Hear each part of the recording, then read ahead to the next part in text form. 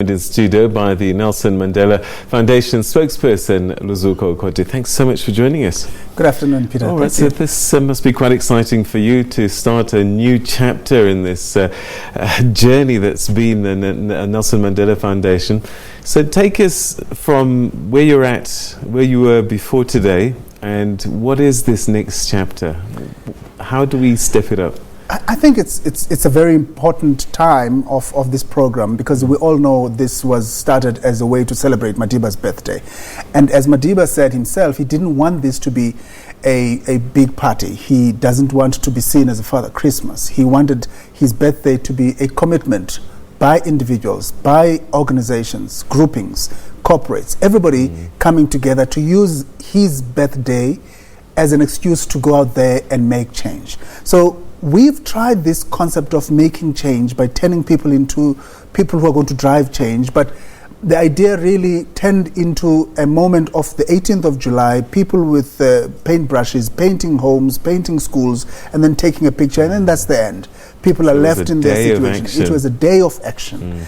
And we wanted to make sure that there's some level of sustainability and depth in this work, and people could engage with whoever they help in a much more elongated and much more sustainable period. And I think that this program now, as we mark the 10th year of Mandela Day, gives us the opportunity, one, to reflect on some of the gains we've made, and we know we've made some gains that include that we actually understand the problems, we understand where the challenges are, and we're looking at this from a perspective of what we deal with on the ground, but also from a policy perspective, what is missing.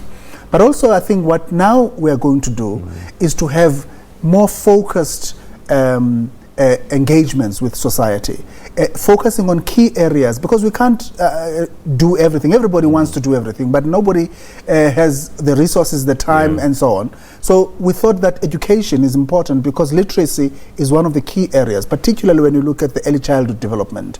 Because there, through our engagements and our reports through the Mandela Initiative, we were able to realize that, in fact, there was a lot of stunting of children right at the very early stages of their life. So that foundation space is very critical. So we're investing there, and we're focusing on all of the resources that we can find and mobilize from society to build more. So help me understand a bit more then. So let's say education is a focus. How does that roll out on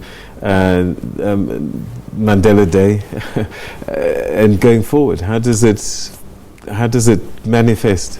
So look at Mandela Day as a brand and as a concept, not as a day, right? Because now we're trying to make sure that the work that we do is happening throughout the year. But on Mandela Day, we probably have time to rest, reflect, pause a little bit, and take notes and take some lessons.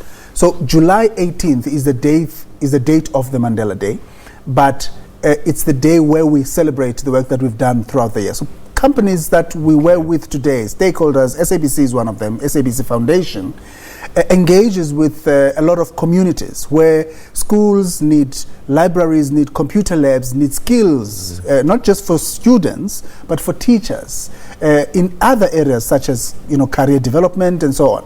Now, these organizations such as the SABC would go out there and say, let's invest time with these. Let's have daily or weekly engagement programs to ensure that these communities have these resources and they can be able to use them. They invest in the infrastructure, they invest in the content research and help these communities develop. But that's not just the issue with regard to education. I mean, one of the areas is sanitation. We know in South Africa that in schools, there are many of those who are still using pit latrines in Limpopo, in KwaZulu-Natal, in the Eastern Cape, and many incidents that are very tragic have inspired us identifying this as a critical area. So investment in the infrastructure for sanitation so that people live decent life and dignified lives is one of the key things that we want to do. So I'm getting a sense that what you're saying is that it's not a day anymore, but more a way of thinking and a way of being throughout the year.